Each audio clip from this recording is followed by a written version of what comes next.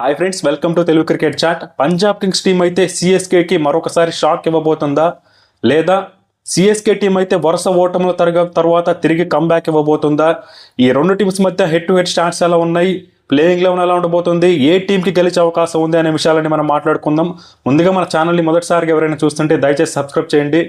ఇక వీడియోలోకి వెళ్ళిపోతే, ముందుగా సిఎస్కే టీం అయితే ఈ సీజన్లో వాళ్ళ పర్ఫార్మెన్స్ అయితే ఏ మాత్రం కూడా బాగలేదని చెప్పాలి. మొత్తం 9 మ్యాచ్లు ఆడితే 2 మ్యాచ్లు మాత్రమే గెలిచారు. ముఖ్యంగా హోమ్లో వరుసగా 4 మ్యాచ్లు అయితే ఓడిపోయారు. అలాగే పంజాబ్ కింగ్స్ టీం విషయానికి వస్తే, వీళ్ళు కూడా మొత్తం 9 మ్యాచ్ల్లో 5 మ్యాచ్లు గెలిచి టేబుల్లో 5th ప్లేస్లో ఉన్నారు. ఫస్ట్ హాఫ్లో పంజాబ్ కింగ్స్ టీం అయితే చాలా బాగా పర్ఫామ్ చేసింది, కానీ రీసెంట్గా మాత్రం ఆ ఫామ్ అయితే కాస్త తగ్గిందని చెప్పాలి. కాబట్టి ఈ రెండు టీమ్స్ కూడా వాళ్ళు ఆడిన ఆఖరి మ్యాచ్లో ఓడిపోయి ఈ మ్యాచ్లోకి వస్తున్నాయి. సిఎస్కే టీం అయితే చివరిగా ఎస్ఆర్హెచ్తో మ్యాచ్లో ఓడిపోయి వస్తున్నారు. అలాగే మనకి పంజాబ్ కింగ్స్ టీం అయితే చివరిగా ఆర్సీబీతో మ్యాచ్లో ఓడిపోయి వస్తున్నారు. ఇక ఈ రెండు టీమ్స్ మధ్య హెడ్ టు హెడ్ స్టాట్స్ విషయానికి వస్తే, మొత్తం ఐపీఎల్లో 31 మ్యాచ్లు జరిగాయి. అందులో సిఎస్కే టీం 16 మ్యాచ్లో గెలిస్తే పంజాబ్ కింగ్స్ టీం అయితే 15 మ్యాచ్లో గెలిచింది. కాబట్టి ఓవరాల్ రికార్డ్ చూసుకుంటే చాలా క్లోజ్గా ఉంది. సిఎస్కే టీంకి అయితే 1 మ్యాచ్ మాత్రం ఎక్కువ గెలిచారు. అయితే రీసెంట్ ఫామ్ మాత్రం ఖచ్చితంగా పంజాబ్ కింగ్స్ వైపే ఉంది. ఈ రెండు టీమ్స్ మధ్య జరిగిన ఆఖరి 5 మ్యాచ్ల్లో పంజాబ్ కింగ్స్ టీం 4 మ్యాచ్ల్లో గెలిస్తే సిఎస్కే టీం అయితే 1 మ్యాచ్లో మాత్రమే గెలిచింది. ముఖ్యంగా ఈ రెండు టీమ్స్ మధ్య చెన్నైలోని చేపాక్ గ్రౌండ్లో జరిగిన ఆఖరి 2 మ్యాచ్ల్లో కూడా పంజాబ్ కింగ్స్ టీమే గెలిచింది. కాబట్టి రీసెంట్ రికార్డ్ అయితే ఖచ్చితంగా పంజాబ్ కింగ్స్కే ఫేవర్గా ఉందని చెప్పాలి. ఇక చెన్నైలోని చేపాక్ గ్రౌండ్లో పిచ్ ఎలా ఉండబోతుంది, టాస్ గెలిచిన కెప్టెన్ ఏం చేయాలంటే, జనరల్గా చెన్నై చేపాక్లో స్పిన్ ఫ్రెండ్లీ వికెటే ఉంటుంది. అలాగే సెకండ్ హాఫ్లో డ్యూ వచ్చే అవకాశం కూడా ఎక్కువ ఉంది. ఎందుకంటే మనం రీసెంట్గా ఎస్ఆర్హెచ్ వర్సెస్ సిఎస్కే మ్యాచ్లో కూడా సెకండ్ హాఫ్లో అయితే విపరీతంగా డ్యూ వచ్చింది. కాబట్టి టాస్ గెలిచిన కెప్టెన్ అయితే ఖచ్చితంగా ఫస్ట్ బౌలింగ్కే ప్రిఫర్ చేస్తారు. ఇక రెండు టీమ్స్ యొక్క ప్లేయింగ్ లెవెన్స్ ఎలా ఉండబోతున్నాయి, ఏ టీంకి గెలిచే అవకాశం ఉందంటే మాత్రం, ముందుగా సిఎస్కే టీం విషయానికి వస్తే, ఈ సీజన్లో వీళ్ళు ఫెయిల్ అవడానికి ప్రధాన కారణం వీళ్ళ బ్యాటింగ్ అని చెప్పాలి. ఎందుకంటే వీళ్ళ కెప్టెన్ రుతురాజ్ గైక్వాడ్ ఇంజురీ కారణంగా బయటికి వెళ్ళిపోవడం, అలాగే డివాన్ కాన్వే ఫామ్లో లేకపోవడం, అలాగే శివం దూబే లాంటి వాళ్ళు కూడా ఆశించిన స్థాయిలో పర్ఫామ్ చేయకపోవడంతో సిఎస్కే బ్యాటింగ్లో అయితే చాలా ప్రాబ్లమ్స్ కనిపించాయి. వాళ్ళు మ్యాచ్లు ఓడిపోవడానికి కూడా సిఎస్కే బ్యాటింగే కారణం అని చెప్పాలి. కాకపోతే సిఎస్కే బౌలింగ్లో మాత్రం కాస్త బెటర్గా ఉంది. కాకపోతే వాళ్ళ బ్యాటర్స్ ఫెయిల్ అవ్వడం వల్లే ఆ టీం అయితే మ్యాచ్లు ఓడిపోయింది. దాన్ని సరి చేసుకోవడానికే సిఎస్కే టీం అయితే షేక్ రషీద్, ఆయుష్ మాత్రే మరియు డివాల్ బ్రేవ్స్ లాంటి వాళ్ళనైతే తీసుకొచ్చారు టీంలోకి. వీళ్ళైతే కాస్త బెటర్గానే పర్ఫామ్ చేస్తున్నారు. కాకపోతే పూర్తి స్థాయిలో ఇంకా సిఎస్కే బ్యాటింగ్ అయితే బాగాలేదని చెప్పాలి. ఎందుకంటే వాళ్ళ సీనియర్ బ్యాట్స్ అయినటువంటి జడేజా, శివం దూబే లాంటి వాళ్ళు ఇంకా సరిగ్గా పర్ఫామ్ చేయట్లేదు ఇప్పటికి కూడా.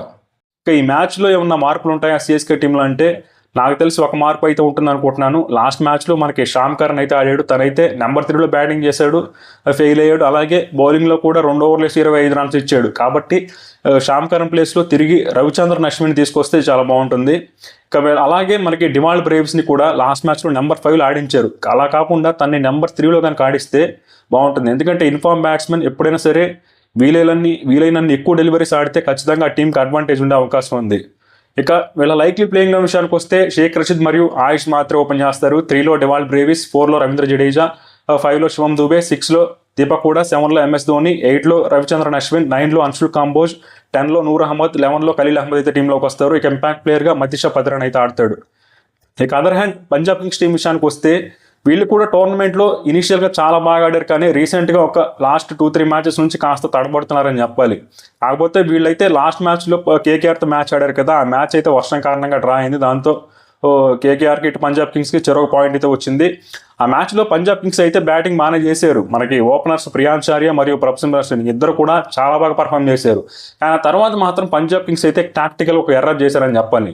అదేంటంటే, మనకి ఇన్ఫార్మ్ బ్యాట్స్మెన్ అయినటువంటి జాష్ ఇంగ్లీష్ని నెంబర్ 4లో పంపించకుండా మార్కో యాన్సన్ పంపించారు. అది ఖచ్చితంగా బెడ్స్ కొట్టింది. కాబట్టి ఈ మ్యాచ్లో మాత్రం అలాంటి తప్పులు చేయరు అనుకుంటున్నా. జాష్ ఇంగ్లీష్ని నెంబర్ 5లో కానీ నెంబర్ 4లో కానీ పంపిస్తే బాగుంటుంది. అలా కాకుండా మార్కో యాన్సన్ తను ఒక లోయర్ ఆర్డర్ బ్యాట్స్మెన్, తను నెంబర్ 4, నెంబర్ 5లో చేంజ్ చేస్తాడు.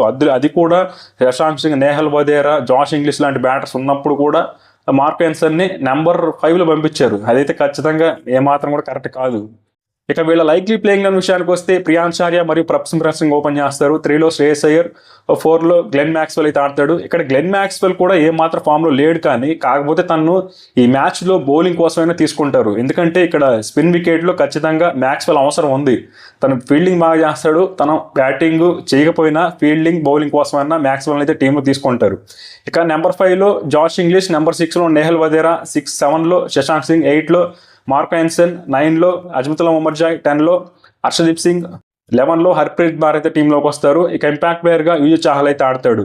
కాబట్టి మనకి పంజాబ్ కింగ్స్ టీంలో అయితే బ్యాటింగ్లో అయితే పెద్ద ప్రాబ్లమ్స్ ఏమి లేవు. మనకి ఈసారి అయితే అజ్మతుల్లా ఉమర్జాయ్ నెంబర్ 9లో ఆడుతున్నాడు, కాబట్టి తను కూడా బ్యాటింగ్ బాగానే చేయగలడు. కాబట్టి నెంబర్ 9 వరకు పంజాబ్ కింగ్స్ దగ్గర బ్యాటింగ్ డెప్త్ ఉంది. అలాగే బౌలింగ్లో కూడా పర్లేదు, కాస్త బెటర్గానే ఉంది. ఇక ఈ రెండు టీమ్స్లో ఏ టీంకి గెలిచే అవకాశం ఉందంటే మాత్రం మనం ఈ రెండు టీమ్స్ని సైడ్ బై సైడ్ కంపేర్ చేసి చూస్తే మనకి బ్యాటింగ్లో అయితే ఖచ్చితంగా పంజాబ్ కింగ్స్ టీం అయితే సిఎస్కేతో పోలిస్తే ఖచ్చితంగా బెటర్గా ఉందని చెప్పాలి. ఎందుకంటే నెంబర్ 9 వరకు అయితే పంజాబ్ కింగ్స్ దగ్గర బ్యాటింగ్ ఉంది. అలాగే వీళ్ళ ఓపెనర్స్ చాలా మంచి ఫామ్లో ఉన్నారు. వీళ్ళ మిడిల్ ఆర్డర్ బ్యాట్స్మెన్స్ కూడా like Josh Inglis, Shashank Singh, Nehal Wadhera లాంటి వాళ్ళు ఫామ్లోనే ఉన్నారు. ఇక్కడ సిఎస్కే టీంలో మాత్రం వీళ్ళ ఓపెనర్స్ అయితే అంత బాగా పర్ఫామ్ చేయట్లేదు. ఆయుష్ హాత్రే బాగా పర్ఫామ్ చేస్తున్నప్పటికీ షేక్ రషీద్ అయితే వరుసగా 2 మ్యాచ్లు ఫెయిల్ అయ్యాడు. అలాగే రవీంద్ర జడేజా, శివం దూబే లాంటి వాళ్ళు అంత మంచి ఫామ్లో లేరు. కాబట్టి బ్యాటింగ్లో మాత్రం ఖచ్చితంగా సిఎస్కే టీంతో కంపేర్ చేస్తే పంజాబ్ కింగ్సే కాస్త స్ట్రాంగ్గా ఉంది. కాకపోతే బౌలింగ్లో మాత్రం 2 టీమ్స్ అయితే కాస్త ఈక్వల్గా ఉన్నప్పటికీ సంహౌ కాస్త పంజాబ్ కింగ్స్తో కంపేర్ చేస్తే సిఎస్కే టీం దగ్గర కాస్త బెటర్ బౌలింగ్ ఉందని చెప్పాలి.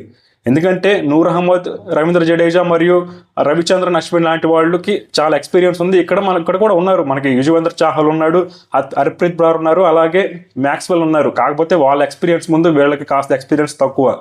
కాబట్టి బౌలింగ్ డిపార్ట్మెంట్లో సిఎస్కేకి కాస్త స్లైట్ ఎడ్జ్ ఉంది. ఇక ఓవరాల్గా చూసుకుంటే మాత్రం 2 టీమ్స్లో ఏ టీం గెలుస్తుందంటే ఖచ్చితంగా మనకి పంజాబ్ కింగ్స్కి అయితే స్లైట్ ఎడ్జ్ కనిపిస్తుంది, ఫామ్ పరంగా చూసుకున్నా, టీం పరంగా చూసుకున్నా. కాకపోతే సిఎస్కే టీంకి అడ్వాంటేజ్ ఏముంది అంటే ఇక్కడ వాళ్ళకి ఈ మ్యాచ్ గెలిచినా గెలవకపోయినా వాళ్ళకి ప్లే ఆఫ్స్ వెళ్ళే అవకాశాలు అయితే ఆల్మోస్ట్ ఇంకా లేవని చెప్పాలి.